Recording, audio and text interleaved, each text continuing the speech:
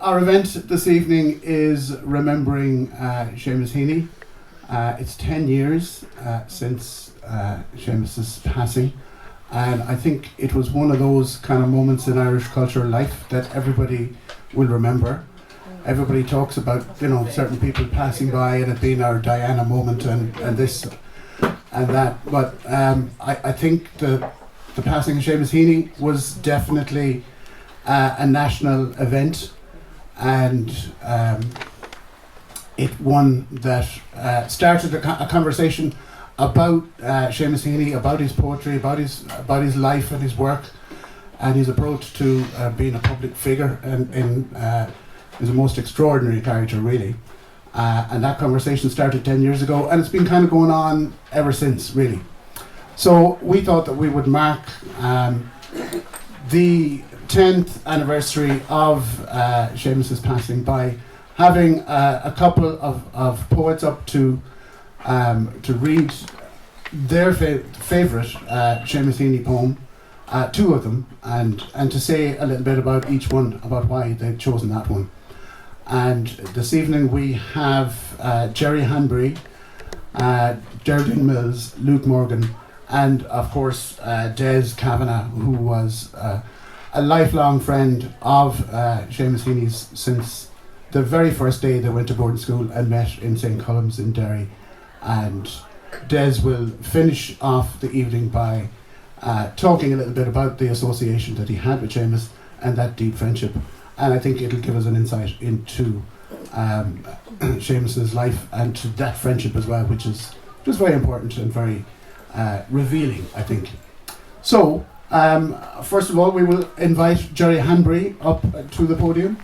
Jerry is a prize-winning poet, biographer, musician and teacher, widely published in Ireland and abroad. He has several collections of poetry. He is one of the Salmon poets. What Our Shoes Say About Us was the last one, and Grattan Road was the one before that. But Jerry has many hats, and he's also a very fine musician. And his book On Raglan Road, Great Irish Love Songs and the Women Who Inspired Them, is another part of his persona.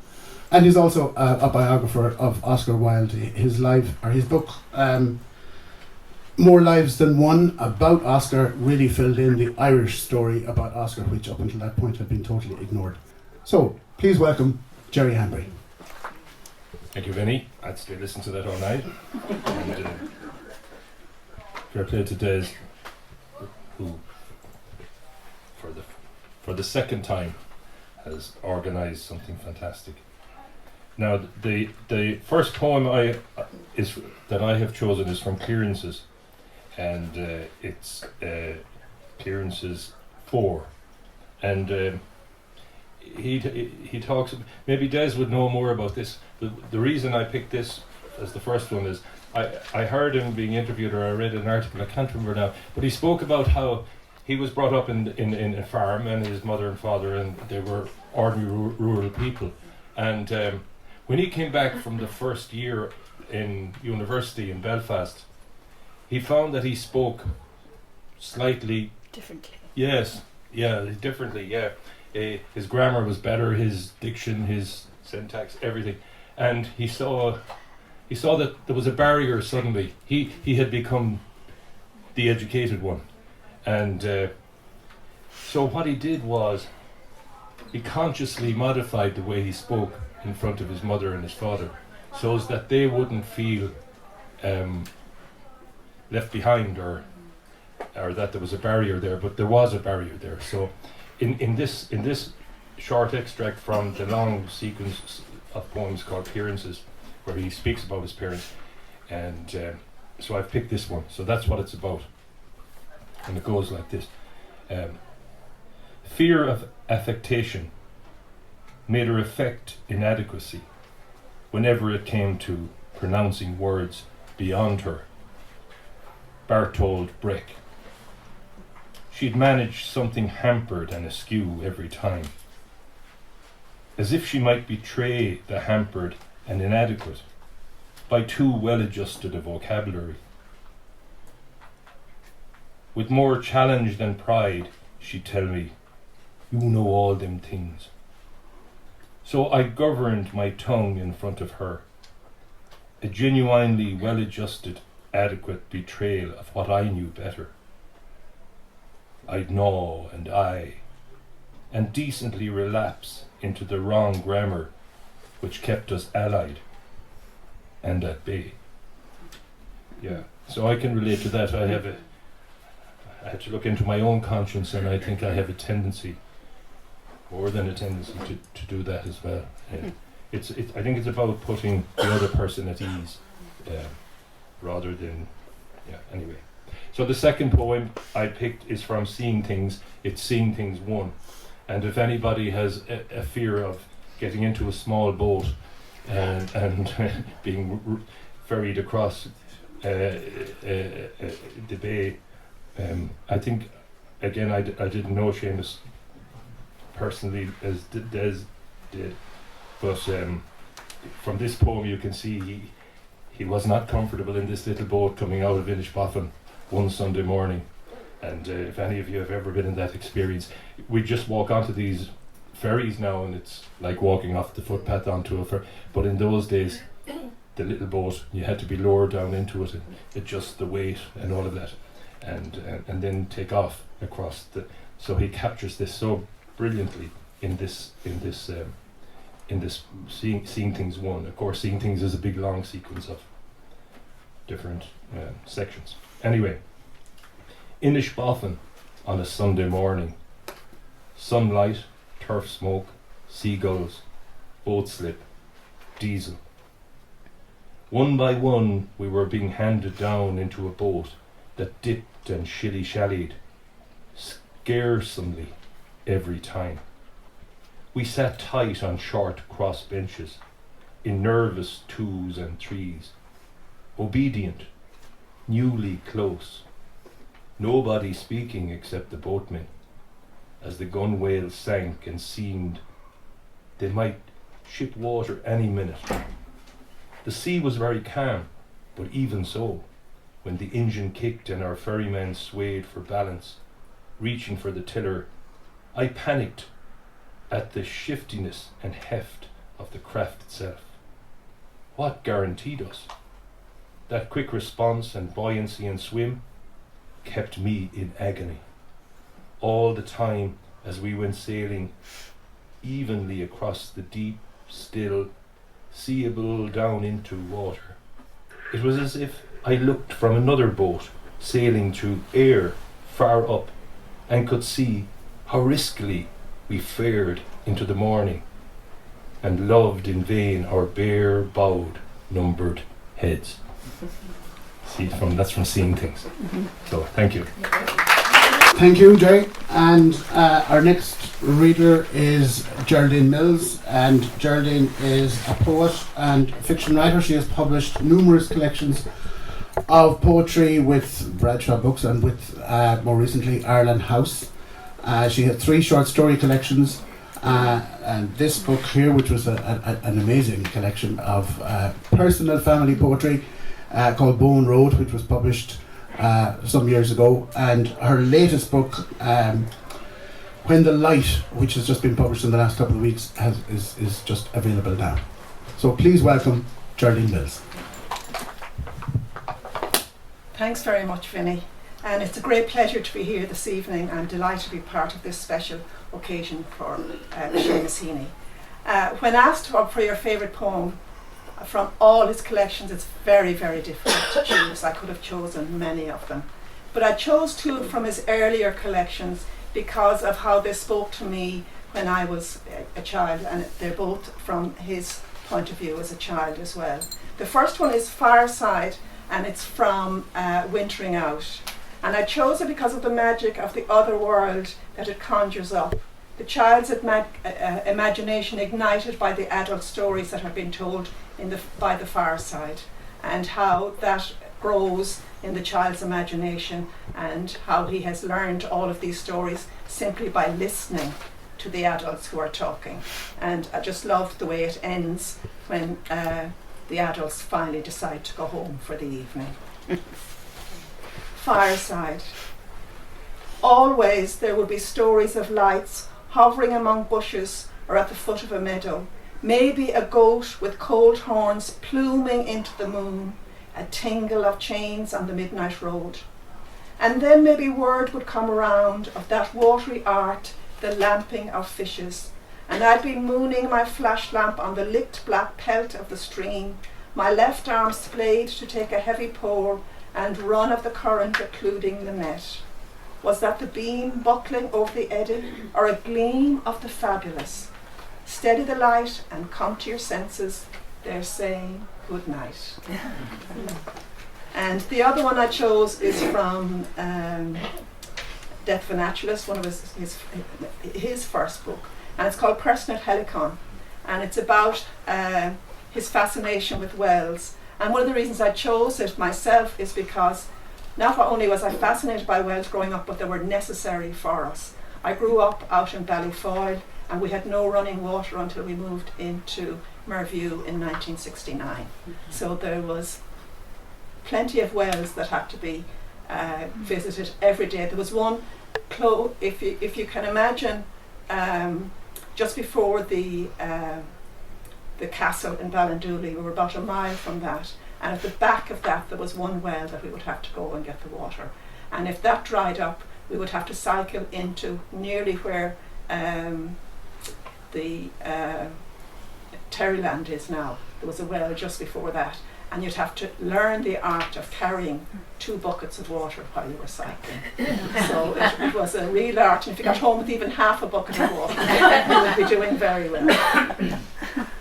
Personal Helicon, and it was of course the inspiration that gave Seamus this poem, and it's dedicated to Michael Longley. As a child, they could not keep me from wells and old pumps with buckets and windlasses. I loved the dark drop, the trapped sky, the smells of waterweed, fungus and dank moss. One in a brickyard with a rotted board top, I savoured the rich crash when a bucket plummeted down at the end of a rope, so deep you saw no reflection in it. A shallow one under a dry stone ditch fructified like an aquarium. When you dragged out long roots from the soft mulch, a white face hovered over the bottom. Others had echoes, give back your own call with a clean new music in it. And one was scaresome, for there out of ferns and tall foxgloves, a rat slapped across my reflection. Now to pry into roots, to fingers flying, to stare big-eyed narcissus into some spring is beneath all adult dignity. I rhyme to see myself, to set the darkness echoing. Thank you very much. Thank you, Geraldine. And I'd imagine, Geraldine, you had more water than the half a bucket by the time you got home. Such is your determination, I think. Now, our next reader is Luke Morgan. And Luke is from Galway, even though at the back of this book it says born in Dublin in 1994. He just identify as a Galway. Identify, okay, the terminology is clear. Okay. I was born in Limerick myself, I don't identify as a Limerick person. But, his debut collection, Honest Walls, was published in 2016, and then this book, Luke's second book, Beast, came out 2021, was it last year or the year before? And it is a very fine piece of work. But as well as that, as well as writing poetry and fiction, Luke is an award-winning filmmaker and theatre director, and he received an Arts Council literature bursary in 2021, and is, I think, somebody who was most likely to do anything, really. So a man to watch. Please welcome Luke Morgan.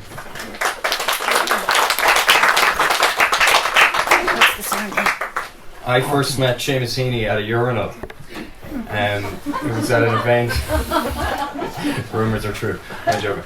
It was at an event organised by Poetry Ireland and Jerry, who's down the back there, Jerry Hambury, who was my teacher.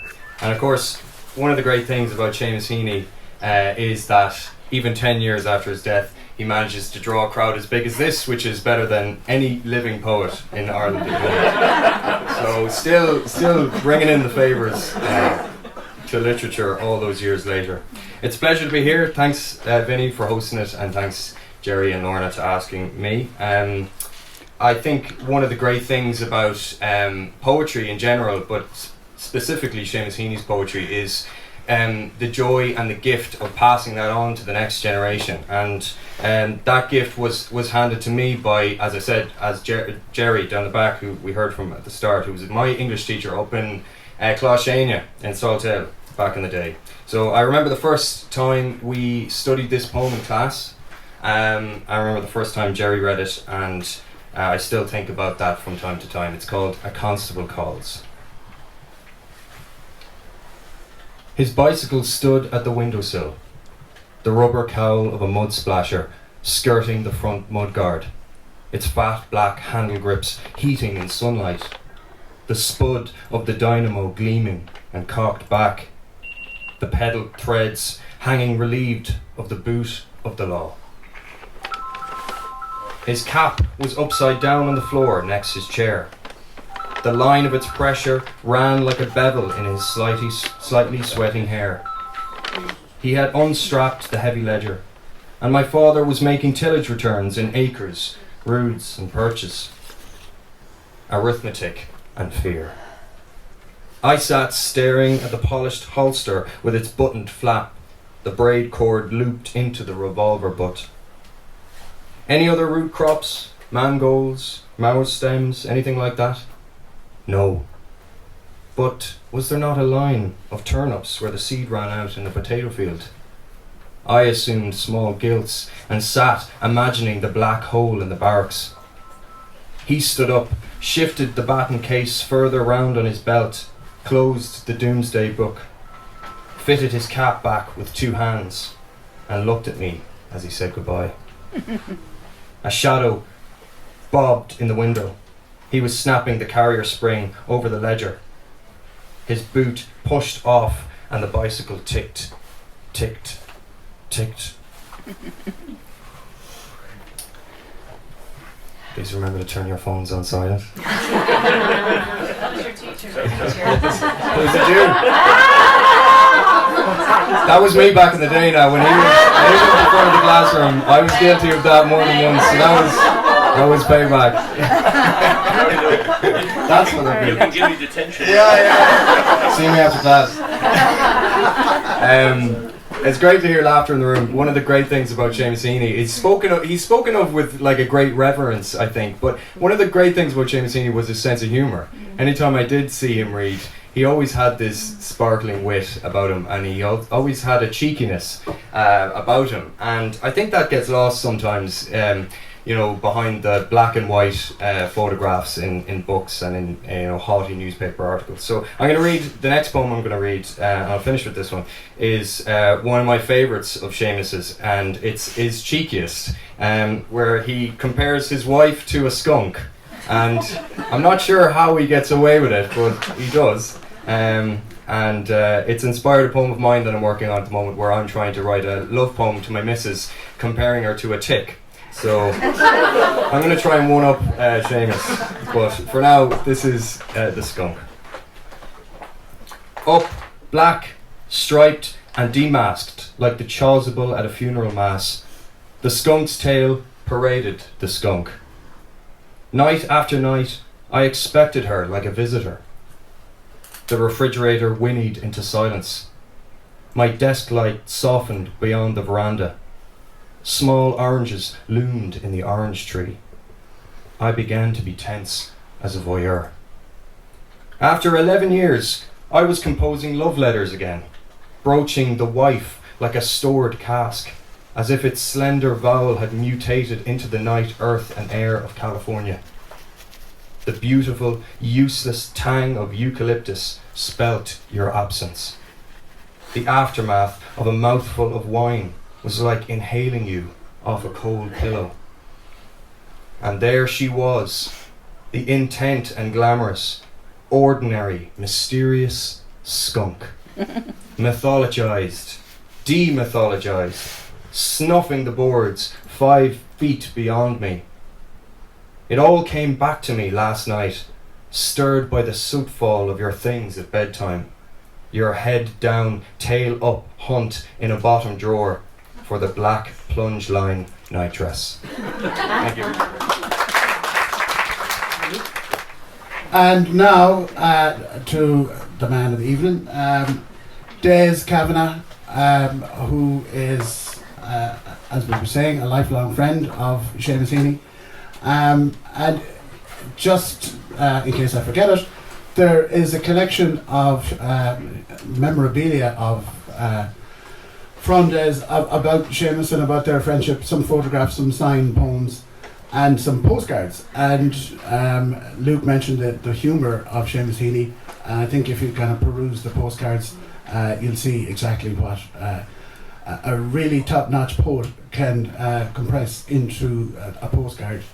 It's full of brevity and wit, and well worth a look. So, as I was saying, Des was a lifelong friend of Seamus Heaney's, but he's also a man who was always interested in the arts himself, and he published this book, which we were fortunate enough to launch in here. We had a fantastic evening. We had a number of fantastic evenings actually around this book, and it was, I think maybe Des might speak about this. There was an extraordinary collection of talent in the class and the group of people who passed through St. Colum's in around that period.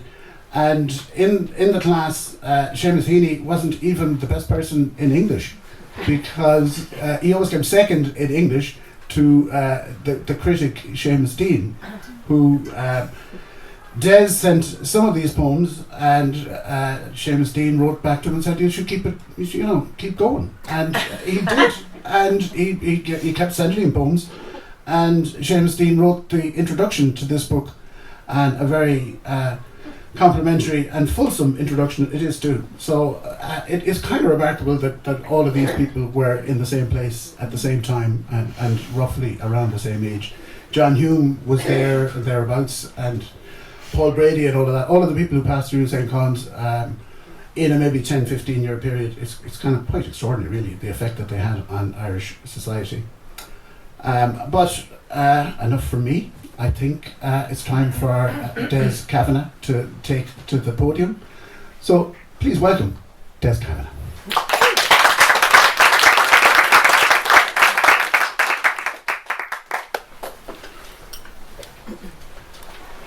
Thank you, Vinny, and thanks to the welcoming staff of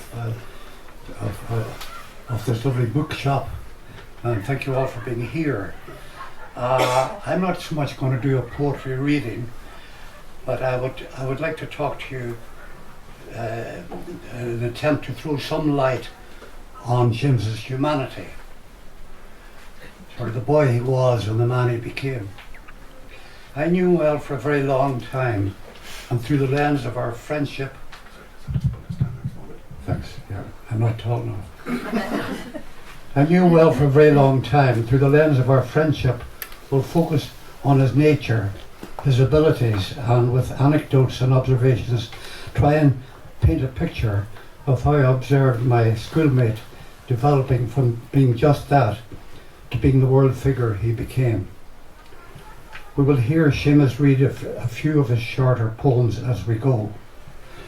It was in a queue outside the President's office in 1951 that we first met. We sat with our mothers because he was H and I was K. It was our first day as boarders in St. Colum's College, Derry. He had travelled from Balahi in South Derry, and I had come over from Clonmany in Inishowen. Our mothers talked, and we stayed silent, hesitant, I suppose, in the shadow of the day's events. In time, presidents would queue to meet him. When they had gone, my mother said, "That Mrs. Heaney is a lovely woman, and her wee boy could be a friend for you." Such advice does not usually gain much traction with a 12-year-old boy, but later that day we were placed in adjacent cubicles in the dormitory and at the same table in the refectory.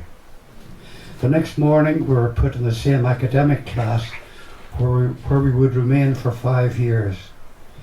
Seamus and I were also drawn together by a shared rural background, finding a lot of similar characteristics about both places and the characters in them. A similar sense of humour helped.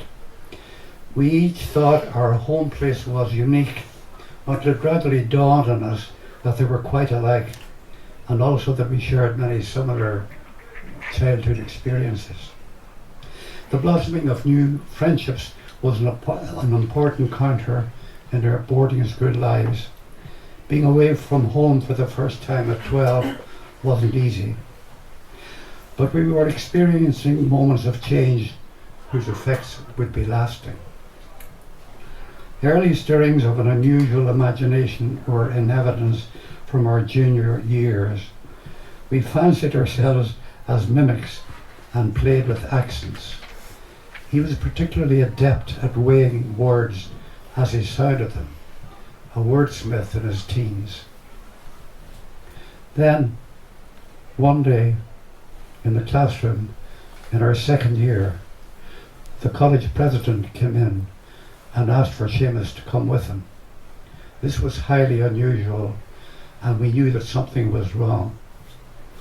We later learned the sad news that his young brother Christopher had been killed in a motor car accident that morning.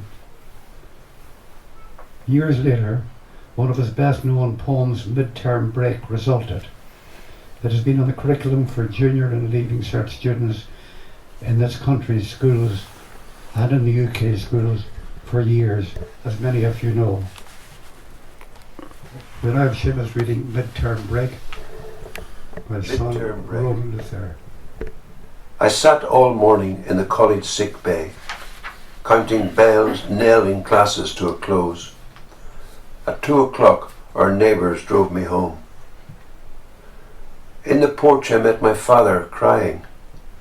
He had always taken funerals in his stride, and Big Jim Evans saying it was a hard blow. The baby cooed and laughed and rocked the pram when I came in, and I was embarrassed by old men standing up to shake my hand and tell me they were sorry for my trouble. Whispers informed strangers I was the eldest, away at school, as my mother held my hand in hers and coughed out angry, tearless sighs. At 10 o'clock the ambulance arrived with the corpse, stanched and bandaged by the nurses. Next morning I went up into the room. Snowdrops and candles soothed the bedside. I saw him for the first time in 6 weeks. Paler now, wearing a poppy bruise on his left temple. He lay in the 4-foot box as in his cot. No gaudy scars. The bumper knocked him clear. A 4-foot box, a foot for every year. Our own class proved remarkable, and many went on to be high achievers in later life. To us it was the only class we knew, of course, and we didn't take ourselves too seriously, but results in school and public exams suggested that the standard was high. Seamus was outstanding academically. With his photographic memory, he was in pole position in many subjects. The pace in the English class was particularly strong. We could all write a bit, but what Seamus Dean and Seamus Heaney were writing at 15 and 16 was astonishing. I'm often asked, did we see Seamus as a future poet? It wouldn't have occurred to us then. We didn't know what a poet looked like. But Seamus had the lead part in many school plays, and we could have envisaged him becoming an actor. This ability would later help to make him a great reader of his work and a great broadcaster too. If any of you had seen some of his early broadcasts, he could have had a career in broadcasting if he had never written poetry. Seamus Dean, in a striking letter to me on the morning of Seamus Heaney's death, recalled in a poignant way those good old school days. I had met Dean a few months earlier by chance in the Gate Theatre in Dublin at a Brian Friel play, and we had a drink afterwards in the bar. Seamus Dean wrote in his letter of grieving to me, recalling that event. As you talked that evening, looking at you, there we were all again. Seamus Heaney, Tom Bellarkey, Hugh Braden, Doggers Donnelly, those teachers, some good, some bad, but a world elsewhere which I feel the need this dark morning to redeem, however briefly to say it was. We were in that strange escarpment of the school where we were so young, so bright, so beloved of the time, without knowing it, for such knowledge would have spoiled it. I remember standing outside a barber's shop in Derry with Seamus Heaney, and I inquired where he got his hair cut in Balahi. He said he just went to a neighbour's farmhouse and sat in a kitchen chair and the neighbour cut his hair. I think he must have been relieved when I told him that the man who cut our hair at home, Robbie Wilson, was our blacksmith. We didn't go to the forge, pity we didn't, but went to Robbie's house. It wasn't the most important conversation we had, and I duly forgot about it until it was gloriously recalled in his collection, District and Circle, in the poem A Clip. In Northern Ireland we called it a haircut, clip. Clip. Harry Boyle's one-room, one-chimney house with its settle bed was our first barber's shop. We'd go not for a haircut, but a clip. Cold, smooth, creeping steel and sticking scissors. The strong-armed chair. The plain mysteriousness of your sheeted self inside that neck-tied coupe. Half sleeveless surplice, half hoodless Ku Klux cape. Harry Boyle's one-roomed, old bog-road house, near enough to home, but unfamiliar. What was it happened there? Weeds shoulder high up to the open door. Harry not shaved, close breathing in your ear. Loose hair in windfalls blown across the floor under the collie's nose. The collie's stare. The Heaney home was a farm firstly in Castle Dawson, a unionist town, and then when he was about 13 his father inherited a farm in the nearby town of Balahi, which was a strongly nationalist GAA town, and they moved there. It was against these backgrounds that Seamus learned to keep his equilibrium. As he said in his poem Terminus, 2 buckets are easier carried than one. I grew up in between. His poetry, he said, is not sectarian, but is affected by the smells of sectarianism. In his poem Orange Drums, in his collection North, Seamus explores the scene on the 12th of July in a Tyrone unionist town. Orange Drums. The lamb-bag balloons at his belly, weighs him back on his haunches, lodging thunder grossly there between his chin and his knees. He is raised up by what he buckles under. Each arm extended by a seasoned rod, he parades behind it. And though the drummers are granted passage through the nodding crowd, it is the drums preside like giant tumours. To every cocked ear, expert in its greed, his battered signature subscribes, "No Pope." The goatskin sometimes plastered with his blood. The air is pounding like a stethoscope.